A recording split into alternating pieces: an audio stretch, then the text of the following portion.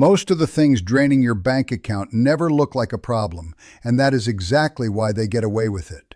There is no alarm and no warning light, just a small charge here, a so-called good deal there, and the same thing your neighbor has, until your brain quietly files all of it under the word normal. That right there is the trap. The money you would never miss in a single month turns out to be the same money that, added up across a working life, can quietly swallow more than $1 million of your future. My name is Elias, and where I come from, we buy very little. So when an outsider hands over money, I tend to notice what it actually went toward. Years of watching people spend taught me something simple, which is that almost nobody goes broke on one big mistake. They go broke on 20 small ones that someone told them were smart. Let me walk you through all 20. A few of them you will cut today. 1 or 2 you will decide to keep, and that is perfectly allowed. By the time we reach the end, the word normal is going to sound very different to you. Stay with me through number 15, because that is the one robbing you while you sleep. And the painful part is that you are paying someone for the privilege. 1. Subscriptions you keep just in case. You signed up once, you used it maybe twice, and now it pulls money out of your account every month while you keep promising yourself you will get back to it one day. That day never arrives, and here is the cruel part. Because it was never about the size of the charge, it was about the forgetting. A handful of dead subscriptions can quietly run you $60 a month, which sounds like nothing at all until you see where it goes. The fix is plain, and it takes 10 minutes. Once a season, sit down with your bank statement and read every recurring charge out loud. And if you cannot remember the last time one of them earned its keep, cancel it without ceremony. 2. Paying for convenience you could have had for free. Delivery fees stacked onto food from a restaurant 2 blocks away. The premium tier you bought just to skip a 30-second ad. The express shipping on something you did not actually need until Friday anyway. It all adds up faster than you think. Real convenience is sometimes worth paying for, and that is fine. The trouble is that most people are not buying convenience at all. They are paying a quiet tax on their own impatience. $5 here and $8 there every single day because waiting started to feel like work. The fix is to pick the 2 or 3 conveniences that genuinely hand you your life back and pay for those gladly while letting the rest go. Walking down the road to pick up your own supper never once hurt anybody. 3. Extended warranties. The cashier asks whether you would like to protect your purchase, and all of a sudden saying no feels reckless, but that exact feeling is the product they are selling you. Here is what nobody at the counter ever mentions, which is that most things simply do not break inside the warranty window. When they do break, the repair usually costs less than what the coverage would have cost you in the first place. So you end up betting against yourself in a game where the house always collects. The fix is to buy from decent brands. Read the return policy before you leave and check your credit card, because many cards already extend the manufacturer's warranty for free. You may be paying good money for armor you already own. 4. Buying cheap twice. This one fools people because it feels responsible. The little voice that says you will grab the cheap version for now and upgrade to something nicer later. You buy the cheap boots, they fall apart by winter. You replace them with another cheap pair, and eventually you buy the good ones anyway, which means you just paid for 3 pairs to end up owning one. Where I live, a man buys one good tool and expects to hand it down to his grandson someday. The fix is not to always buy expensive, because plenty of things work perfectly well cheap. It is to figure out which few items you use hard and daily, and then buy those once and buy them well. One good thing you keep for a decade will quietly beat 3 regrets rotting in a landfill. 5. The dopamine cart. You had a long scroll after a hard day, you filled the cart, and the act of buying gave you a little lift right when you needed one. The box shows up a few days later, the feeling has already faded, and the thing slides into a drawer to die quietly among the others. The truth is that you never wanted the product itself. You wanted that small jolt of hope that this one object might change something, and it never does. The fix is the oldest trick there is, which people call the 30-day list. For anything under $100, write it down and sleep on it for a day. And for anything over $100, sit with it for a full month. Because most of the time, the wanting fades all by itself. And the rare item you still want after 30 days is usually the one actually worth buying. 6. Brand names where the generic is the exact same thing. I am not here to nag you about name brand peanut butter, so buy whatever tastes like home and enjoy it. What I am pointing at are the products where the cheap version and the expensive version are chemically identical, like the store brand pain reliever with the same active ingredient, the bleach, the plain white rice, and the gasoline going into your tank. In every one of those cases, you are paying a premium for a logo stamped on a commodity that does the exact same job as the cheaper one beside it. The fix is simple, which is to buy the cheapest option that meets the spec on anything that counts as a true commodity, and then put the difference towards something you actually feel. Nobody's life ever improved because of a fancier bottle of acetaminophen. Things you don't buy to use. You buy them to feel like someone. 7. I deserve it spending. You had a rough week, so you tell yourself you earned the splurge. And honestly, if you can afford it, a good meal or a long massage is one of the finest things money ever does for a person. The problem starts when that splurge lands on a credit card you cannot clear, because at that point it stopped being self-care and became stress wearing a nicer coat. You walk away with a few hours of relief and a few months of interest, which is a genuinely bad trade. The fix is to decide ahead of time what your real comforts actually are, and then set the money aside for them before you ever book a thing. A massage you have already paid for is the only kind you can fully relax into. 8. Buying your fantasy future self. There is the $300 planner you bought to finally get organized, the premium gym membership purchased on behalf of the version of you that supposedly wakes at 5, and the pristine kitchen gadget waiting for the home cook you fully intend to become someday. You are not really buying any of those objects. You are buying a flattering picture of a better person, and that picture always costs far more than the actual person ever would. The fix is to ask yourself honestly whether you already own what you need to start, because the answer is usually yes. Become the person first, using whatever is in front of you, and then buy the gear afterward as a reward for the habit you have already proven you will keep. 9. Starter kit syndrome. Every new hobby shows up with the same temptation, which is to buy the entire kit before you have done the thing even once. Whether that is the full set of paints,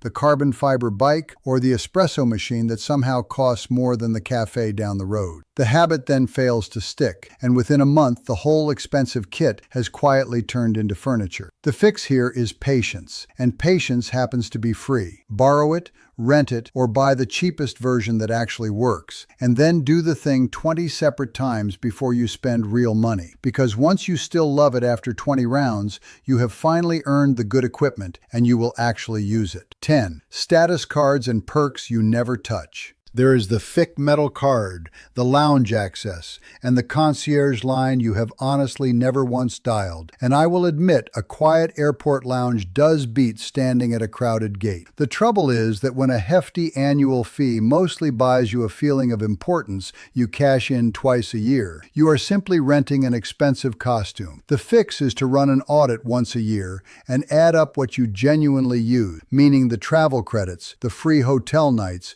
and the actual lounge visits. When the perks fail to clear the fee, downgrade to a no-fee card and redirect that money somewhere it truly serves you. 11. A vehicle far bigger than your life. It is a curious thing to watch, the way a man will laugh at a fancy handbag as frivolous, and then turn around and finance $90,000 of truck to haul groceries and exactly one couch a year. If you tow for a living, a big truck is a real tool, and you have my blessing to buy one. A huge share of the people sitting in serious money trouble, though, are driving a vehicle they bought for an identity rather than a need. The fix is to be honest about what you actually do on most ordinary days. When you genuinely need the big thing 5 times a year, you can simply rent the big thing 5 times a year for a small fraction of what owning it costs. Because the costume is optional, even though the monthly payment stops being optional the moment you sign. 12. Buying a car by the monthly payment. This is the trap that quietly makes every other car mistake worse. The dealer asks what you can manage per month, and the instant you answer, they can stretch the loan, bury the add-ons,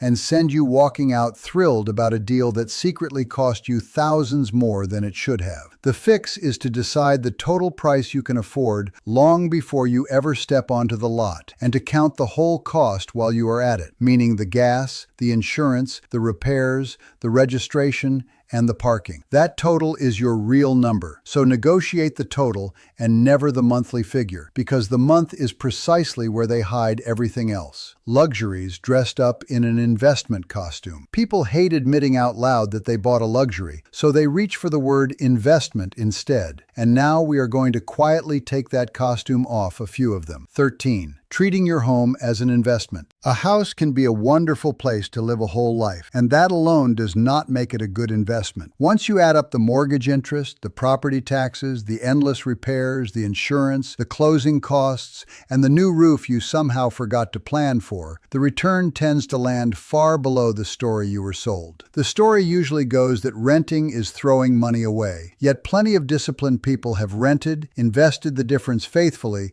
and come out comfortably ahead. A home is fundamentally a lifestyle choice that can also build a little wealth on the side, so buy it for the life you want inside it, run the real numbers before you sign anything, and stop pretending a luxury is a strategy. 14. Renovations you assume will pay you back. There is the famous line, "It is fine, honey, it adds value," and most renovations stubbornly refuse to return what you poured into them. A $50,000 kitchen rarely sells the house for $50,000 more, and that is genuinely okay. Renovate the place because you will enjoy living in it, not because you expect a check at resale. What you should never do is borrow money against a payback that is not coming, because the moment you admit the project is a luxury, you will naturally plan for it and save for it like a luxury, which is exactly how it ought to be done. 15. The 1% you pay an advisor every single year. Here is the one quietly robbing you in your sleep. Many advisors charge a percentage of everything you have ever managed to save, and that number lands around 1%. Which honestly sounds like a rounding error when you first hear it. Watch how the math actually behaves over time. 1% of $100,000 is $1,000 a year, which feels harmless. But as your savings climb toward $500,000, that same 1% quietly becomes $5,000 a year, and it keeps compounding against you decade after decade until it has eaten a startling share of everything you ever earned. 6 figures slip out the back door while you are still up front comparing the price of 2 boxes of crackers. The fix is to learn the basics yourself, which means low-cost index funds or target date funds from a reputable firm, set to run automatically every month. When you genuinely want a professional, pay one by the hour or by the project for a clear plan, and never hand over a lifetime commission on your entire net worth. 16. Whole life insurance and infinite banking. People love a fairy tale in which they grow rich the same mysterious way they imagine wealthy families do, and that is precisely how they end up sold complicated insurance products dressed as investments. The fees run high, the returns run underwhelming, and the salesman quietly profits more from the arrangement than you ever will, while rarely saying so out loud. The plain truth is that insurance is insurance, not an investment. For the vast majority of families, simple term life insurance does the entire job because it is cheap, it is clear, and it protects the exact people who depend on you. Keep your protection in one bucket and you're investing in another, the same way any sensible person keeps their tools out of the supper. 17. Complicated and cult-like investments and apps built to make you trade. When something is so complicated that you genuinely cannot explain it to a friend, that complexity is very often the product being sold to you. Nobody earns a fat commission selling you a boring, simple index fund. So instead, they sell you an elaborate maze, and anyone promising a sure win or a guaranteed 20% return is not your friend. Then you have the apps deliberately engineered to feel like a game, complete with confetti, free stock, and a little buzz of reward every time you place a trade. That is not investing in any real sense. It is a slot machine wearing a cleaner font. The fix is to do the boring thing on purpose. Capture any employer match you are offered. Use a tax-advantaged account. Automate your money into broad, low-cost funds and then switch off the noise, because the fundamentals win this game and they always have. 18. Sports betting and scratch tickets as a shortcut. This one has grown sharp teeth lately. The betting app dresses itself up as skill by leaning on your team, your knowledge, and your supposed hot streak, while the scratch ticket whispers that you are only $1 away from free. And both are built so the math runs against you every single time, by design. None of it is a path toward catching up. It is the surest way to fall even further behind while feeling pleasantly busy. If you do it purely as entertainment, using money you were happy to burn anyway, then name it as entertainment, cap the amount, and walk away when it is gone. The instant you start calling it a plan, however, the house has already won. 19. Credit card points used to justify spending more. I have sat across from people buried in tens of thousands of dollars of card debt who are still swiping for one reason: the points.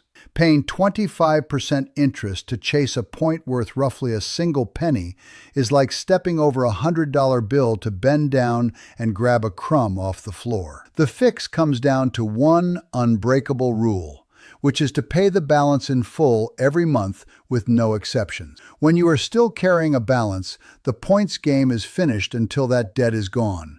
And only once the debt disappears should you feel free to optimize for rewards all you like. 20. Courses and conferences you never actually use. The intention behind it was good, the way it usually is. You bought the course, watched the first 2 lessons with real enthusiasm, and now it sits there gathering digital dust right beside the balance you are still slowly paying off. Buying education is not the same thing as doing the work, and the purchase itself feels like progress, which is exactly why it stays so tempting to keep buying more instead of actually acting. The fix is to finish what you have already paid for before you buy a single new thing. Prove to yourself that you will follow through on the free version first, and remember that results come from doing the work rather than from owning one more product that promises to fix you. So there is your full 20, laid out plainly. Notice what I never once told you to do in all of that. I never told you to cut the morning coffee, and I never told you to live small and joyless. Where I am from, we keep life plain,